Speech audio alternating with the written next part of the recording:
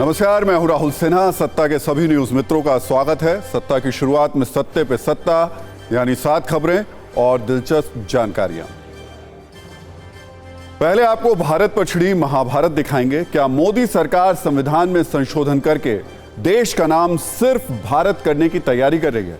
कांग्रेस के आरोपों के बाद सियासत का पारा चढ़ा हुआ है, इसलिए आज हमने भी इस खबर पर आपके लिए ऐतिहासिक तथ्यों से भरपूर सत्ता की कुंजी तैयार की है, जिसे मिस बिल्कुल भी मत करिएगा। फिर आपको पाकिस्तान के अवैध कब्जे वाले कश्मीर में लेकर चलेंगे, जहां की आवाम का दिल भारत के लिए जोर जोर से धड़क रहा है। गिलगित बल्तिस्तान में जोरदार प्रदर्शन हो रहे हैं और भारत में विलय की मांग की जा रही है। आज जम्मू कश्मीर पर एक बड़ी खबर सुप्रीम कोर्ट से भी आई है। अनुच्छेद 370 हटाने के मामले में सुनवाई पूरी हो गई है। 16 दिन चली सुनवाई के बाद सुप्रीम कोर्ट की संवैधानिक पीठ ने अपना फैसला सुरक्षित रख लिया है। आज हम सनातन का विरोध करने वालों को जर्मनी की कुछ ऐसी तस्वीरें दिखाएंगे जो उन्हें बहुत ज्यादा चुभेंगी। बर्लिन में जर्मनी का सबसे बड़ा और भव्य मंदिर तैयार हो चुका है, जो 20 साल से बनाया जा रहा है। सनातन धर्म की ग्लोबल सत्ता वाली इन तस्वीरों को आप आज जरूर देखिएगा। फिर अमेरिका की बात, जहां 70,000 लोगों की सांसें अटकी हुई हैं। ये लोग एक रेगिस्तान में फेस्टिवल मनाने के लिए पहुंचे थे, लेकिन अचानक वो रेगिस्तान किसी दलदल में बदल गया। ये खबर बेहद चौंकाने वाली है।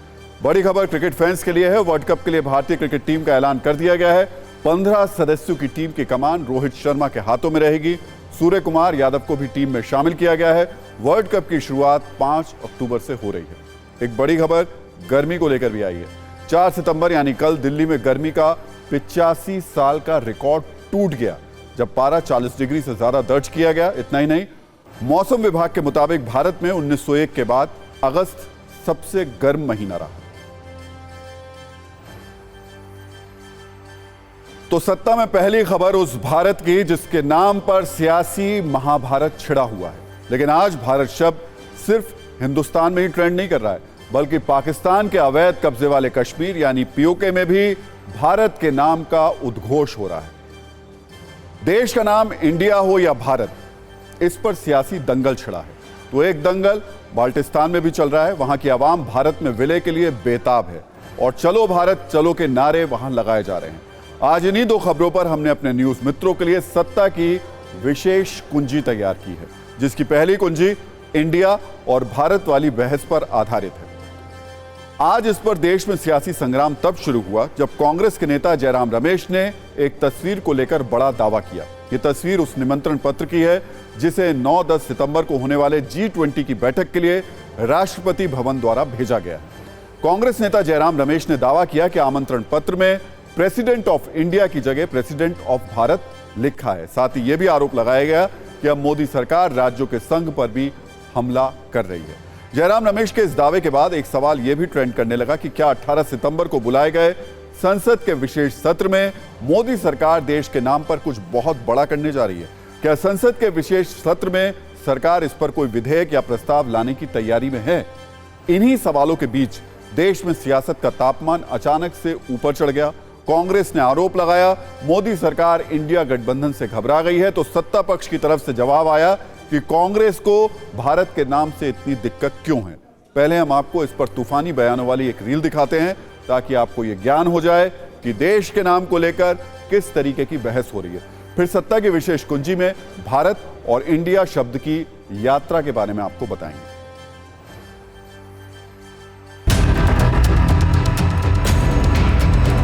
देश तो 140 करोड़ लोगों का है, किसी एक पार्टी का देश थोड़ी है। कल मान लीजिए इस इंडिया अलायंस ने अपना नाम बदल के भारत रख लिया, तो फिर भारत भी बदल देंगे। फिर क्या भारत का नाम बीजेपी रखेंगे?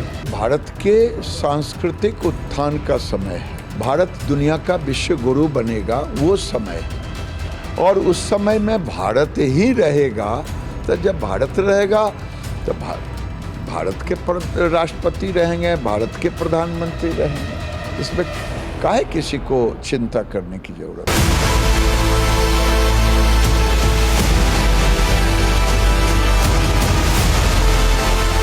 भाजपा आज अपनी राजनीति रोटी सेकने के लिए अपने देश का नाम बदनाम करना चाहती है, आईआईटी का नाम बदनाम करना चाहती है, इसरो का नाम बदनाम करना चाहती है। तो आईएएस में आई क्या है? इंडिया। तो इसीलिए ये भाजपा आज इतनी नीचे गिर सकती है, इसका अंदाज़ा आप सबको आज शायद हो रहा होगा। हमारे भारत का नाम भारत नहीं है तो क्या नाम है? हमारा देश है भारत, यहाँ के रहने वाले लोग को कहते हैं भारतवासी। और इससे अगर कांग्रेस को तकलीफ़ है तो मैं क्या कहूँ उनके तकलीफ़ के लिए तो वो उनको ही कोई दवाई या अस्पताल में जाना पड़ेगा।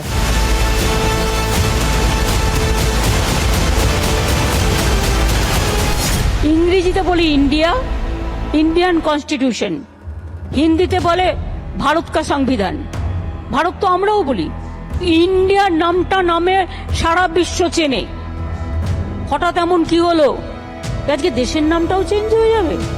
ये मन को बहुत संतोष देने वाला सूचना है।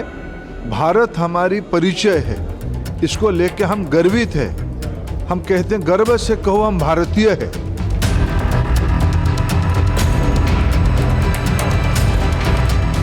इंडी अलायंस है वो अपना जगह में है, लोग दुकानें खोलता है, दुकान बंद भी हो जाता है। जो भारत है, भारत संग्रह और शुरू जितना आपको लगता है ओल्ड है, जितना पुराना है, भारत भी इतना पुराना है। फिलहाल किसके मन में क्या है, इसका उजागर होना भविष्य की बात है। लेकिन हम आपको सबसे पहले वो 4 संकेत बताते हैं जिससे देश का नाम बदलने वाली इस बहस को बल मिला। भारत के प्रेसिडेंसी G20 ने सोशल मीडिया प्लेटफॉर्म एक्स पर नया हैंडल लॉन्च किया और इसका नाम दिया गया G20 भारत। दूसरा संकेत तब मिला जब 2 दिन पहले संघ प्रमुख मोहन भागवत ने देश के लोगों से अपील कर दी कि लोग इंडिया की जगह भारत शब्द का इस्तेमाल करें। तीसरा संकेत तब दिखा जब बीजेपी के राज्यसभा सांसद हरनाथ सिंह यादव ने इस चिंगारी को और हवा दी और कहा कि इंडिया शब्द अंग्रेजों की भारत को गाली है और संविधान में सिर्फ भारत नाम लिखा जाना चाहिए। और अब G20 के निमंत्रण पत्र में भी प्रेसिडेंट ऑफ भारत लिखे जाने से यह बहस और तेज हो गई है। क्या अब देश का नाम आधिकारिक तौर पर सिर्फ भारत होने वाला है? इंडिया जो है ये पूरी तरीके से प्राणहीन है, इससे किसी प्रकार की कोई प्रेरणा नहीं मिलती है। तो मैं तो इस मत का हूँ और भारत के लोग भी चाहते हैं कि भारत का नाम भारत होना चाहिए। हम सब लोग इंडिया शब्द का उपयोग करना छोड़ दें और भारत शब्द का उपयोग करना प्रारंभ करें। कभी कभी अंग्रेजी जानने वालों के सामने हमको बोलना पड़ता है तो भाषा के प्रवाह में ही इंडिया आ जाता है, क्योंकि उनको समझना चाहिए, कोई जरूरत नहीं है। और अब इस खबर पर सत्ता की पहली कुंजी खोलते हैं। आज सुबह से आपने इस बहस पर कई ब्रेकिंग न्यूज और बड़े बड़े बयान देखे होंगे, लेकिन अब हम आपको कुछ ऐसे दिलचस्प और ऐतिहासिक तथ्य बताने जा रहे हैं जिन्हें देखने के बाद आपको इस खबर का पूरा इतिहास भूगोल पता चल जाएगा। सबसे पहले समझिए आखिर भारत का नाम इंडिया पड़ा कैसे। जब अंग्रेज भारत आए तो उस वक्त भारत और हिंदुस्तान नाम दोनों प्रचलन में थे। बताया जाता है कि अंग्रेजों को हिंदुस्तान या भारत शब्द बोलने में परेशानी होती थी। ब्रिटिश सरकार को पता लगा कि भारत की सभ्यता सिंधु घाटी है, एक ऐसी सभ्यता जो सिंधु नदी के किनारे विकसित हुई। सिंधु को यूनानी में इंडो या इंडस भी कहा जाता है और इसी इंडस शब्द का लैटिन भाषा में उच्चारण इंडिया है। इसी के बाद से अंग्रेजों ने भारत के नाम की जगह इंडिया शब्द इस्तेमाल करना शुरू कर दिया और अंग्रेजों के शासनकाल से चला आ रहा यह इंडिया नाम आज भी चलन में। आज आपको यह भी जानना जरूरी है कि इस देश का नाम, हमारे देश का जो नाम है वो भारत कैसे पड़ा, इसे लेकर क्या मान्यता है। माना जाता है कि यह नाम राजकुमार भरत के नाम पर पड़ा, जो राजा दुष्यंत और रानी शकुंतला के पुत्र थे। राजा भरत को ऋषि कर्ण ने आशीर्वाद दिया कि वो एक दिन चक्रवर्ती सम्राट बनेंगे। इसी के बाद भरत ने विशाल साम्राज्य का निर्माण कर अश्वमेध यज्ञ किया। राजा भरत को ही भारत का सबसे पहला राजा माना जाता है और मान्यता है कि भरत राजवंश के नाम पर ही देश का नाम भारत पड़ गया। इसे लेकर हमने आज जाने माने इतिहासकार डॉक्टर दिनेश कपूर से भी बात की। सुनिए उनका क्या कहना है। वैदिक काल में दुष्यंत और शकुंतला के पुत्र भरत के नाम पर पड़ा था हमारे देश का नाम भारतवर्ष। इनके नाम आदिकाल से कई और भी हैं, जैसे जम्बूद्वीप, आर्यवर्त, अजनबवर्ष, इन नामों से भी बुलाया जाता रहा है। 17वीं शताब्दी में जब अंग्रेज यहाँ पर आए तो उन्होंने इसका नाम इंडिया कर दिया। इससे पहले क्या था कि इंडस वैली से पर्वत जो थे, हिमालय पर्वत के बीच का एरिया जो था वो इंडस के नाम से जाना जाता था, हिंदूस के नाम से जाना जाता था। कई ऐसे नाम हैं जिनका कोई ट्रांसलेशन नहीं हो सकता, उनमें से भारतवर्ष एक है। भारतवर्ष का ट्रांसलेशन नहीं है इंडिया। तो भारत की सनातन संस्कृति में पूजा पाठ का भी बहुत महत्व है और इसमें भी भारत शब्द का जिक्र है। शायद आपने गौर भी किया हो, जब किसी पूजा के दौरान पंडित जी आपसे कोई संकल्प करवाते हैं तो उस संकल्प की शुरुआत वो जम्बू द्वीपे भारत खंडे के साथ करते हैं, जिसका मतलब है भारत खंड जो जम्बू द्वीप में स्थित है। इस बात से पता चलता है कि हमारी सनातन परंपरा में कर्मकांड के दौरान भी भारत शब्द का इस्तेमाल हमेशा से प्रचलन में है। इन सब के अलावा आज आपको यह भी जानने की जरूरत है कि संविधान में भारत और इंडिया शब्द को लेकर क्या लिखा गया है, और इसके लिए साल 1949 की बात करना भी बेहद जरूरी है, जब भारत का यह संविधान लिखा गया। 1947 में आजादी के 2 साल बाद 17 सितंबर 1949 को संघ के नाम और राज्यों पर चर्चा शुरू हुई। तब संविधान की ड्राफ्टिंग कमेटी के अध्यक्ष डॉक्टर भीमराव अंबेडकर चाहते थे कि जो भी नाम तय हो उसे जल्दी से जल्दी स्वीकार कर लिया जाए, लेकिन दूसरे सदस्यों के बीच मतभेद की वजह से देश के नाम पर बहुत लंबी बहस हुई।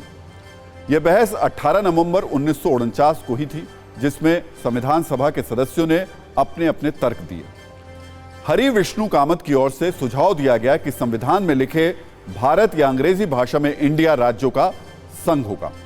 सेठ गोविंददास ने ऐतिहासिक संदर्भों का हवाला देकर सिर्फ भारत नाम रखने पर ही जोर दिया। कमलापति त्रिपाठी का तर्क था कि देश का नाम इंडिया अर्थात भारत की जगह भारत अर्थात इंडिया रखा जाए, यानी भारत को इंडिया से पहले रखा जाए। जबकि हरगोविंद पंत चाहते थे कि देश का नाम सिर्फ भारतवर्ष होना चाहिए और कुछ भी नहीं होना चाहिए। कई दिनों तक चली बहस के बाद भारत के पास भारत और इंडिया नाम तो थे, लेकिन इसके बावजूद भी कोई स्पष्ट निष्कर्ष नहीं निकल सका। इसी के बाद संविधान के अनुच्छेद 1 में यह लिखा गया, India that is Bharat shall be a union of states, यानी इंडिया अर्थात भारत राज्यों का संघ होगा। अब संविधान संशोधन के जरिए इसी इंडिया अर्थात भारत वाली परिभाषा से इंडिया शब्द को हटाने की मांग की जा रही है। हालांकि इस तरीके की मांग साल 2016 और 2020 में भी हो चुकी है, जब सुप्रीम कोर्ट में संविधान से इंडिया शब्द हटाने को लेकर याचिका दायर की गई थी, लेकिन तब कोर्ट ने याचिकाओं को खारिज कर दिया था। आज देश में इंडिया और भारत वाली इस बहस के बीच सोशल मीडिया पर भी खूब वैचारिक विमर्श हो रहा है और कुछ दिलचस्प ट्वीट भी किए गए हैं। बॉलीवुड के अभिनेता अमिताभ बच्चन ने भी अपने ट्विटर अकाउंट पर लिख दिया, भारत माता की जय। तो टीम इंडिया के पूर्व क्रिकेटर वीरेंद्र सहवाग ने भारत नाम को लेकर बीसीसीआई से एक बड़ी अपील कर दी है। उन्होंने लिखा, मेरा हमेशा से मानना रहा है कि नाम ऐसा होना चाहिए जो हमें गर्व पैदा करे। हम भारतीय हैं, इंडिया नाम अंग्रेजों का दिया हुआ है और हमारे मूल नाम भारत को पाने में, आधिकारिक तौर पर वापस पाने में लंबा समय लग गया। मैं बीसीसीआई से अपील करता हूं कि वर्ल्ड कप में खिलाड़ियों की जर्सी पर भारत लिखा जाना चाहिए। यानी अगर ऐसा कुछ हुआ और इंडिया की जगह सिर्फ भारत शब्द का इस्तेमाल किया जाने लगा, तो आने वाले वक्त में आपको खेल के मैदान में टीम इंडिया नहीं बल्कि टीम भारत को सपोर्ट करना होगा। इसी तरह देश में कई ऐसी ऐतिहासिक स्मारक है जिनके नाम में इंडिया शब्द का इस्तेमाल किया गया है। जैसे दिल्ली के इंडिया गेट का नाम बदल दिया जाए तो यह भारत गेट हो जाएगा। इसी तरह मुंबई में गेटवे ऑफ इंडिया का नाम बदल दिया जाए तो यह गेटवे ऑफ भारत हो जाएगा। फिल्मी नामों में भी बड़े बदलाव हो सकते हैं। चक दे इंडिया से चक दे भारत वाला बदलाव हो सकता है। हालांकि ये केवल संभावनाएं हैं। हमने आपको इसके जरिए ये बताने की कोशिश की कि जहां इंडिया लिखा है वहां भारत कर दिया जाए तो ये देखने सुनने में कैसा लगेगा। देश के नाम बदलने वाली सियासी बहस पर देश की जनता क्या सोचती है, आज हमने ये भी जानने की कोशिश की। इस पर हम आपको एक छोटी सी रील दिखा देते हैं। भारत अच्छा है, भारत ही नाम बढ़िया है। भारत कर दिया जाता है जो कि इस कंट्री का एंशिएंट नाम है। हमारे देश का नाम जो है वो भारत ही होना चाहिए। भारत के नाम पे जो भारत रखा गया तो भारत होना चाहिए। भारत के नाम पे भारत नाम पड़ा तो मेरे हिसाब से तो भारत नाम बेहतर है। भारत से नाम है या भारत तो भारत ही रखना चाहिए। इंडिया तो बहुत परिचित हो गया है, अभी चेंज करने से क्या होगा, फर्क पड़ेगा मालूम नहीं है, लेकिन भारत भी सूटेबल नेम है। भारत महान है, भारत है। इंडिया रखा क्यों गया? जब भारत था, हिंदुस्तान था, हिंदुस्तान नाम रखते हैं। भारत रखते कि नाम भारत होना चाहिए। भारत बड़ा सुंदर नाम है, पुरातन और सनातन नाम है। मैं जो मान के चलता हूं इसमें कोई हर्ज नहीं है कि अगर भारत एक ही नाम होना चाहिए। भारत नाम रखा जाए तो इससे खुशी की बात कोई नहीं होती। हमारे पुरातन नाम है, हमारे पुराने महाराजाओं का नाम है, हमारी उनके शौर्य की गाथाएं हैं। भारत के नाम पे भारत नाम पड़ा है, इससे अच्छा नाम कोई नहीं हो सकता। इंडिया एक अच्छा नाम है वाकई, लेकिन भारत एक प्राउड फील होता है बोलने में भी, अच्छा लगता है। भारत देश है ये इसका, तो इसका असली नाम तो भारत ही है। नहीं, भारतवर्ष ही होना चाहिए। जैसा कि आपके टीवी चैनल का नाम है भारतवर्ष, तो हमारा जो देश है वो भारतवर्ष ही है। अपना भारत तो बहुत अच्छा देश है। एक राजा का नाम था, उसके नाम से प्रचलित था भारत, और भारत ही बहुत अच्छा नाम है। ये तो भारत ही ज़्यादा जम रहा है, क्योंकि अपना देश भी हिंदी बोलता है, सारे मैक्सिमम लोग हिंदी बोलते हैं, तो उस हिसाब से भारत ज़्यादा बेटर है। तो देखिए, ये हमने कुछ लोगों की राय बताई, हालांकि बहुत से लोगों की राय इंडिया शब्द को लेकर के भी है। सत्ता में अब बात करते हैं पीओके की, जहां पिछले कुछ दिनों से आम लोगों की जुबान पर भारत का नाम है। जो पाकिस्तान के अत्याचारों से तंग आकर सारी लकीरें मिटा देना चाहते हैं, वो भारत में आना चाहते हैं। उनका दिल भारत के लिए धक धक कर रहा है, और पाकिस्तान की सरकार और सेना के खिलाफ इन लोगों ने मोर्चा खोल दिया है। पाकिस्तान के अवैध कब्जे वाले हिस्से के गिलगित बाल्टिस्तान में पिछले एक हफ्ते से जोरदार प्रदर्शन चल रहा है। सैकड़ों की संख्या में लोग सड़क पर उतरे हुए हैं। अल्पसंख्यक शिया समुदाय के लोगों ने विद्रोह कर दिया है। पीओके का एक इलाका जिसका नाम है स्कर्दू, यह इलाका खास तौर पर विद्रोह की आग में तप रहा है। यहाँ शिया समुदाय के लोग कई दिनों से सड़कों पर हैं और उनका दिल भारत जाने के लिए बेताब है। पीओके में इन प्रदर्शनों के वीडियो तेजी से वायरल हो रहे हैं। वहां शिया समुदाय के लोगों की मांग है कि भारत की ओर से जाने वाले कारगिल हाईवे को खोल दिया जाए। वो अब किसी भी कीमत पर पाकिस्तानी फौज के नियंत्रण से बाहर निकलना चाहते हैं। वो गिलगित बाल्टिस्तान से में एक मिनट भी अब नहीं रहना चाहते। उन्हें अपने लिए सारी उम्मीदें भारत में ही दिखाई दे रही हैं। आप खुद सुनिए कैसे पीओके में पाकिस्तान के खिलाफ ये माहौल बना हुआ है।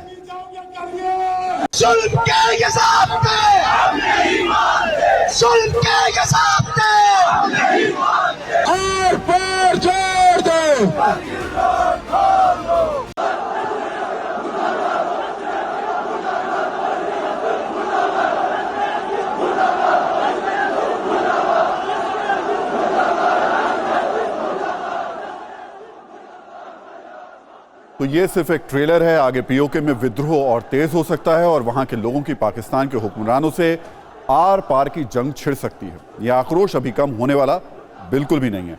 बहुत बड़े परिवर्तन की तस्वीर बनती दिखाई दे रही है। पाकिस्तानी सेना की नजर इस घटनाक्रम पर है और अब सेना ने अपने भरोसेमंद मौलानाओं की ड्यूटी लगाई है ताकि स्थिति को तत्काल काबू में किया जा सके।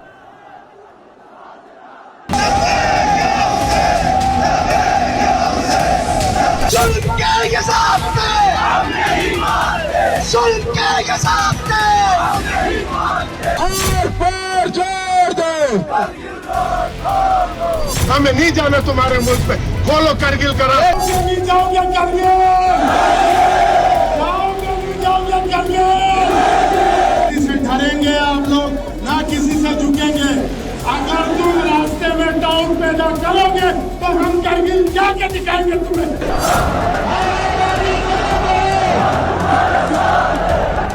खुदा की कसम, अगर तुमने किबला वाकिर अल हुसैनी को गिरफ्तार करने की कोशिश रही, ना हम रहेंगे ना फिर तुम रहोगे। तोड़ के करगिल जाएंगे। जाओगे नहीं जाओगे करगिल। जुल्म के सामने हम नहीं मानते। जुल्म के सामने हम नहीं मानते। जुल्म के सामने हम नहीं मानते।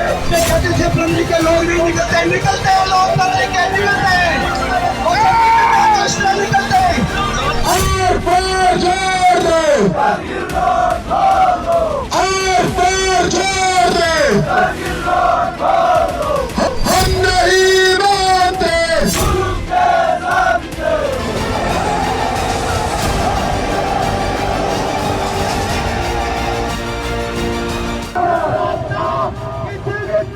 हमारे लिए बेवकूफ नहीं रहा। हम मुतालबा करते हैं करगिल समेत तमाम कदीम तिजारती रास्तों को खोला जाए। यह सुनी लड़ाई क्योंकि पाकिस्तान की नहीं है, यह पाकिस्तान की तरफ से हमें तोहफा है। जाओगे नहीं जाओगे तो पाकिस्तान के अवैध कब्जे वाले पीओके से जो तस्वीरें आ रही हैं वो बेहद हैरान करने वाली हैं। ऐसा आक्रोश, ऐसा हुजूम शायद ही पहले देखा गया हो। सबसे खास बात यह कि कट्टरपंथी सुन्नी संगठनों और पाकिस्तानी सेना के जुल्म के खिलाफ अल्पसंख्यक शियाओं ने विद्रोह कर दिया है।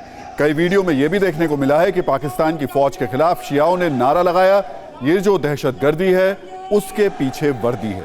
पीओके में रहने वाले शियाओं का आरोप है कि पाकिस्तान की सेना शिया मुसलमानों को यहां से भगाने में जुटी है। आपको बता दें कि पीओके की आबादी 40 लाख है, जिसमें गिलगित बाल्टिस्तान की आबादी लगभग 15 लाख है। इन 15 लाख लोगों में से 8 लाख शिया हैं। शिया मुसलमानों के बगावती तेवरों को देखते हुए पाकिस्तानी सेना ने 20,000 अतिरिक्त जवानों को इन इलाकों में तैनात किया है। लेकिन आक्रोश इतना ज्यादा हो चुका है कि बताया जा रहा है कि पाकिस्तान की सेना भी यहां शिया बहुल इलाकों में जाने से डर रही है।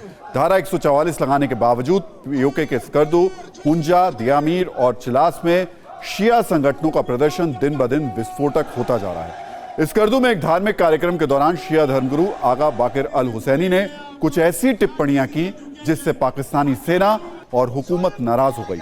अल हुसैनी ने स्कर्दू इलाके में हुई उलेमाओं की बैठक पर सवाल खड़े कर दिए, जिसके बाद शिया धर्मगुरु को गिरफ्तार कर लिया गया और यह बवाल अब बढ़ता चला गया। यहां कुछ बातें उस इलाके के बारे में भी कर लेते हैं जो भारत से वापस मिलने के लिए बेताब है। गिलगित बाल्टिस्तान पूर्ण रूप से भारत का हिस्सा है और उस पीओके में आता है जो पाकिस्तान के अवैध कब्जे वाली जमीन है। भारत के जम्मू कश्मीर का पूरा इलाका 2,22,000 वर्ग किलोमीटर का है, जिसमें से 1,21,000 वर्ग किलोमीटर पाकिस्तान और चीन के कब्जे में है, जबकि 1,01,000 वर्ग किलोमीटर क्षेत्र भारत के नियंत्रण में है। पीओके की बात करें तो उसका कुल क्षेत्रफल 85,846 वर्ग किलोमीटर है। अवैध कब्जे पर अपनी नेम प्लेट लगाने वाले पाकिस्तान पुराना और शातिर अपराधी है। उसने पीओके में अलग अलग हिस्सों को गिलगित बाल्टिस्तान और आजाद कश्मीर का नाम दिया हुआ है और यह कोरी कूटनीतिक बकवास है, झूठ है, फरेब है। गिलगित बाल्टिस्तान जम्मू कश्मीर के उत्तर पश्चिमी इलाके में स्थित एक पहाड़ी क्षेत्र है। गिलगित और बाल्टिस्तान 2 डिवीजन हैं जिनका कुल क्षेत्रफल 72,971 वर्ग किलोमीटर है। गिलगित और बाल्टिस्तान में 7 जिले हैं, जिनमें से एक जिला है स्कर्दू, जहां शिया विद्रोह की आवाजें तेज हो रही हैं। पाकिस्तान ने पिछले कुछ वर्षों में अत्याचार कर गिलगित बाल्टिस्तान की डेमोग्राफी बदल दी है। वहां शिया मुसलमानों की आबादी कम हो गई है और उन पर आए दिन अत्याचार किए जा रहे हैं। करगिल बॉर्डर से गिलगित बाल्टिस्तान के स्कर्दू की दूरी करीब 90 किलोमीटर है। ऐसे में स्कर्दू के शियाओं का यह कहना कि करगिल चलो, हमें भारत जाना है या नहीं रहना है, ये एक अलग तरीके का संकेत है। आपको बता दें, गिलगित बाल्टिस्तान भारत के जम्मू कश्मीर का अभिन्न हिस्सा है, लेकिन आजादी के बाद से यह पाकिस्तान के कब्जे में है। यह इलाका पाकिस्तान सरकार की नजरअंदाजी और अनदेखी का शिकार शुरू से ही रहा है। यहां तक कि पाकिस्तान के संविधान में भी इस हिस्से को राज्य के तौर पर मान्यता नहीं दी गई। आज आपको गिलगित बाल्टिस्तान का इतिहास भी जानना चाहिए। साल 1947 में भारत की आजादी से पहले गिलगित बाल्टिस्तान जम्मू कश्मीर रियासत का हिस्सा था, लेकिन 1935 में अंग्रेजों ने पूरे गिलगित बाल्टिस्तान को कश्मीर के महाराजा से 60 साल की लीज पर लिया था। जब भारत आजाद हुआ तो अंग्रेजों ने इस लीज को 1 अगस्त 1947 को रद्द करके क्षेत्र को जम्मू कश्मीर के महाराजा हरि सिंह को लौटा दिया। तब जम्मू कश्मीर के महाराजा हरि सिंह ने ब्रिगेडियर धनसार सिंह को गिलगित बाल्टिस्तान का गवर्नर बनाया था। हालांकि गिलगित बाल्टिस्तान के उस वक्त के local commander colonel Mirza Hasan Khan ने जम्मू कश्मीर के भारत में विलय को स्वीकार नहीं किया और वहां के गवर्नर धनसार सिंह को जेल में बंद कर दिया। इतना ही नहीं, गिलगित बाल्टिस्तान को पाकिस्तान में मिलाने का समझौता भी कर लिया। इस बीच जम्मू कश्मीर में पाकिस्तानी सेना के हमले के बाद राजा हरि सिंह ने भारत के साथ समझौते पर हस्ताक्षर कर मदद की गुहार लगाई, जिसके बाद भारतीय सेना ने कार्रवाई शुरू की। इससे पाकिस्तानी सेना को भारी नुकसान हुआ और वो पीछे हटने लगी। लेकिन इस मामले के संयुक्त राष्ट्र में चले जाने की वजह से दोनों पक्षों ने युद्ध विराम का ऐलान कर दिया। यही वजह है कि जिस हिस्से पर पाकिस्तान का कब्जा बना रहा वो आज पाकिस्तान ऑक्युपाइड कश्मीर यानी पीओके के नाम से जाना जाता है। अब पीओके में भारत के लिए आवाज उठ रही है, जो कर्ज कंगाली और राजनीतिक संकट का सामना कर रहे पाकिस्तान के लिए एक बड़ी चुनौती बनी हुई।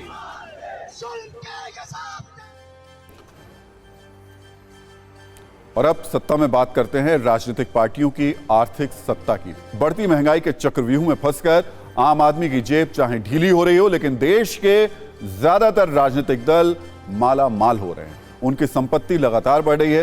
ये कोई दावा या राजनीतिक आरोप नहीं है, बल्कि ये जानकारी एडीआर यानी एसोसिएशन फॉर डेमोक्रेटिक रिफॉर्म्स की नई रिपोर्ट से सामने आई है, जिसके मुताबिक देश के 8 राजनीतिक दलों की संपत्ति एक साल में 1531 करोड़ बढ़ी है। 1531 करोड़। भारतीय जनता पार्टी की संपत्ति में सबसे ज्यादा 21.17% का इजाफा हुआ है, जबकि कांग्रेस की संपत्ति में 16.58% की बढ़ोतरी हुई है। 2021-22 के दौरान इन दलों की संपत्ति बढ़कर 8,829 करोड़ रुपए हो गई है। जिन राजनीतिक दलों की संपत्ति को लेकर एडीआर की रिपोर्ट आई है वो है BJP, Congress, NCP, Bahujan Samaj party, CPI, CPIM, Trinamool Congress और नेशनल पीपल्स पार्टी। यह रिपोर्ट 2020-21 की है। अगर पार्टी के अनुसार बढ़ी हुई संपत्ति की बात करें तो वित्त वर्ष 2020-21 में बीजेपी की संपत्ति 4,990 करोड़ रुपए थी, जो 21-22 में बढ़कर 6,046 करोड़ रुपए हो गई। मतलब एक साल में संपत्ति में 1,056 करोड़ रुपए का इजाफा हुआ। वित्त वर्ष 2020-21 में कांग्रेस की संपत्ति 691 लगभग करोड़ रुपए थी, जो 2021-22 में बढ़ करके लगभग 806 करोड़ रुपए हो गई। मतलब एक साल में संपत्ति में 114 करोड़ रुपए का इजाफा हुआ। वित्त वर्ष 2020-21 में सीपीआईएम की संपत्ति लगभग 654 करोड़ रुपए थी, जो 2021-22 में बढ़कर लगभग 735 करोड़ रुपए हो गई। यानी एक साल में संपत्ति में लगभग 81 करोड़ रुपए का इजाफा हुआ। हालांकि मायावती की पार्टी बीएसपी की संपत्ति कम हुई है। वित्त वर्ष 2020-21 में बीएसपी की संपत्ति लगभग 733 करोड़ रुपए थी, जो 2021-22 में बढ़कर लगभग 691 करोड़ रुपए हो गई। मतलब एक साल में संपत्ति में लगभग 42 करोड़ रुपए की कमी आई है। इसके अलावा टीएमसी की संपत्ति में इजाफा हुआ है। वित्त वर्ष 2020-21 में टीएमसी की संपत्ति लगभग 182 करोड़ रुपए थी, जो 2021-22 में बढ़कर 458 करोड़ रुपए हो गई। मतलब एक साल में संपत्ति में 276 करोड़ रुपए का इजाफा हुआ है। इसके अलावा एनसीपी, सीपीआई की संपत्ति में भी इजाफा हुआ है। राजनीतिक दल सिर्फ मालामाली नहीं हुए, बल्कि इनके ऊपर कर्ज का बोझ भी थोड़ा कम हुआ है। एडीआर रिपोर्ट के मुताबिक कांग्रेस की बात करें तो साल 2020-21 में लगभग 71.5 करोड़ का कर्ज था कांग्रेस पर, जो 20-21 में कम होकर लगभग 42 करोड़ रह गया। बीजेपी का भी कर्ज कम हुआ। 2020-21 में यह लगभग 11 करोड़ का था, जो 20-21 में कम होकर लगभग 5 करोड़ रह गया। 21-22 की हम बात कर रहे हैं। और सीपीआईएम का भी कर्ज का बोझ हल्का हुआ है। 2020-21 में यह लगभग 16 करोड़ रुपए का कर्ज था, जो 21-22 में कम होकर लगभग 12 करोड़ रह गया। टीएमसी की बात करें तो साल 2020-21 में लगभग 4 करोड़ का कर्ज था, जो 21-22 में कम होकर लगभग 3 करोड़ रह गया। मतलब ये कि कमाई और कर्ज के मामले में ज्यादातर राजनीतिक दलों की अब लगातार चांदी हो रही है। इस रिपोर्ट की 3 खास बातें हैं। बीजेपी पर धन वर्षा हो रही है। सबसे ज्यादा संपत्ति बीजेपी की बढ़ी है, लेकिन आश्चर्यजनक रूप से बीजेपी पर भी कर्ज है। मायावती की बीएसपी जबरदस्त घाटे में चल रही है, उसकी संपत्ति कम हुई है। 42 करोड़ का झटका कम नहीं होता है। और ममता बनर्जी की पार्टी टीएमसी की संपत्ति कांग्रेस से भी ज्यादा बढ़ी है। संपत्ति बढ़ने के मामले में टीएमसी बीजेपी के बाद नंबर 2 पर। और अब सत्ता में हम आपको एक बहुत चौंकाने वाली खबर दिखाते हैं। यह खबर अमेरिका की है, जहां एक शहर में करीब 70,000 लोगों की सांसें अटकी हुई हैं। अमेरिका में इस वक्त 70,000 लोग एक ऐसे रेगिस्तान में फंसे हुए हैं जो बारिश के बाद दलदल जैसा हो गया है, जहां ना कोई आ सकता है ना वहां से कोई निकल सकता है। दावा एक शख्स की मौत का भी किया जा रहा है और अब हर एक मिनट के साथ लोगों के दिल की धड़कन बढ़ती जा रही है। दरअसल अमेरिका के नेवाडा राज्य में हर साल की तरह बर्निंग मैन फेस्टिवल का आयोजन किया गया था। दक्षिण नेवादा के एक रेगिस्तान में इस फेस्ट का जश्न मनाने के लिए करीब 70,000 लोग पहुंचे थे, लेकिन तभी कुछ ऐसा हुआ जिसकी किसी को उम्मीद नहीं थी। बताया जा रहा है कि इस इलाके में सिर्फ 24 घंटे के अंदर कई मिलीमीटर बारिश हो गई, जो कई दिन में होने वाली बारिश के बराबर है।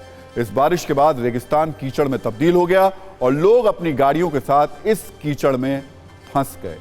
दावा किया जा रहा है कि कुछ लोगों के पास खाने पीने का सामान कम होता जा रहा है, तो कुछ यहां बनाए टॉयलेट भी सही तरीके से अब काम यहां पर नहीं हो रहा है। बड़ी बात यह है कि इस बर्निंग मैन फेस्टिवल में इन्फ्लुएंसर्स, सेलिब्रिटी और बिलियनियर्स आते हैं। सबसे पहले हम आपको इस पर एक छोटी सी रील दिखाते हैं, फिर बताएंगे आखिर इस त्योहार को मनाया क्यों जाता है और इसका मतलब क्या है।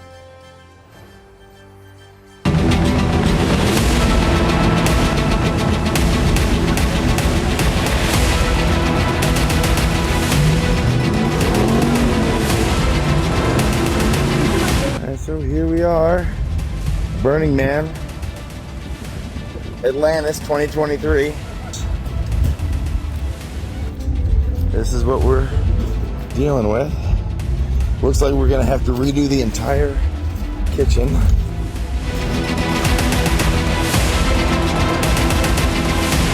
These couches are soaking wet. There's a tremendous amount of water buildup also. Up here we try to, I don't know if you can see this.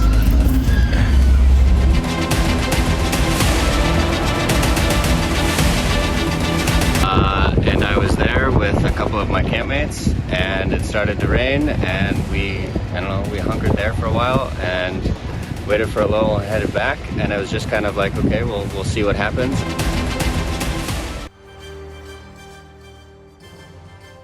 तो बर्निंग मैन फेस्टिवल का आयोजन नेवादा की ब्लैक रॉक सिटी में होता है। इसे दुनिया के सबसे बेजान रेगिस्तानों में से एक माना जाता है। बर्निंग मैन फेस्टिवल की शुरुआत 1990 के दशक में हुई थी। पहली बार बर्निंग मैन फेस्टिवल में सिर्फ 80 लोग ही आए थे। फिर साल 1993 में यहां आने वाले लोगों की संख्या 1000 से अधिक हो गई और हर साल बढ़ते हुए यह आंकड़ा आज 70,000 तक पहुंच गया।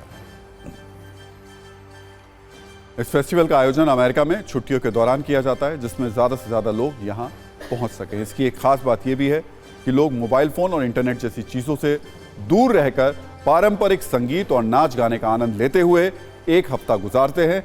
इस बार भी लोग यहां इसी उम्मीद में पहुंचे थे, लेकिन अब लोगों की जिंदगी पर ही संकट आ गया।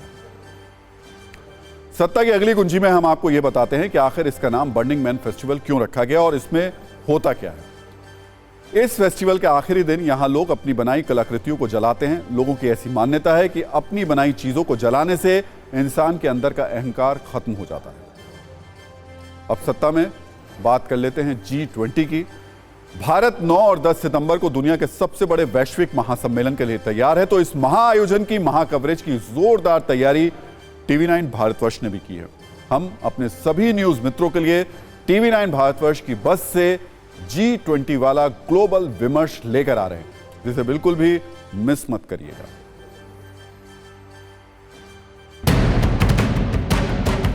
राजधानी में G20 की रौनक के साक्षी बनिए। खुली बस में कवच बन चुकी दिल्ली को देखिए। TV9 भारतवर्ष की इस हाईटेक बस के जरिए करिए दिल्ली के दर्शन। एक्सपर्ट के साथ कूटनीति की बात और रिपोर्टर्स के सिक्योरिटी अपडेट। G20 की अभूतपूर्व कवरेज सिर्फ TV9 भारतवर्ष पर। और अब देश की बड़ी और अहम खबरों के लिए देखिए सत्ता टॉप 9। जम्मू कश्मीर से अनुच्छेद 370 हटाने के मामले में आज सुप्रीम कोर्ट में सुनवाई पूरी हो गई। कोर्ट में 16 दिन तक सुनवाई चली। सुप्रीम कोर्ट की संविधान पीठ ने केंद्र सरकार के साथ दूसरे पक्षों की दलीलें सुनी। फैसला सुरक्षित रखने से पहले कोर्ट में नेशनल कॉन्फ्रेंस के नेता मोहम्मद अकबर लोन के हलफनामे पर भी चर्चा हुई। आज मध्य प्रदेश के मंडला में केंद्रीय गृह मंत्री अमित शाह ने जन आशीर्वाद यात्रा को हरी झंडी दिखाकर रवाना किया। जनसभा को संबोधित करते हुए अमित शाह ने कहा कि मुख्यमंत्री शिवराज सिंह चौहान ने बीमारू राज्य को बेमिसाल बनाया। शाह ने कमलनाथ को करप्शन नाथ बताया। तो देखिए सत्ता में आज का टाइम खत्म हो गया, लेकिन सभी न्यूज मित्रों से हमारी न्यूज रिक्वेस्ट है कि वो सत्ता की न्यूज रील्स को ज्यादा से ज्यादा शेयर करें और अपने सुझाव हमें व्हाट्सएप जरूर करें।